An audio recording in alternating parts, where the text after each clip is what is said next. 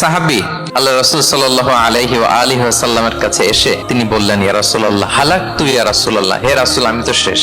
রাসূল সাল্লাল্লাহু আলাইহি ওয়াসাল্লাম বললেন, কি হয়েছে তোমার? আমি তো রমজান মাসে দিনের বেলায় আমার স্ত্রীর সাথে মেলামেশা করে ফেলছি, একেবারে ফাইনাল মেলামেশা, আমার সিমেন আউট হয়ে গেছে বডি থেকে। তো আপনারা জানেন যে ইচ্ছাকৃত যদি কেউ রোজা ভাঙে তার কাজাও করতে হবে, কাফফারাও দিতে হবে। কাজা মানে একটা রোজার জন্য আরেকটা রোজা, আর কাফফারা হচ্ছে হয় তাকে একটা দাস আজাদ করতে হবে, অথবা তাকে 60টা রোজা রাখতে হবে টানা, অথবা 60 জন মিসকিনকে খাওয়াতে হবে। তো বলে যে রাসূল সাল্লাল্লাহু আলাইহি ওয়াসাল্লাম বলেন যে তুমি একটা দাস আজাদ করে দাও। বলে ইয়া রাসূলুল্লাহ এই সক্ষমতা আমার নাই। তো তাহলে টানা 60টা রোজা রাখো।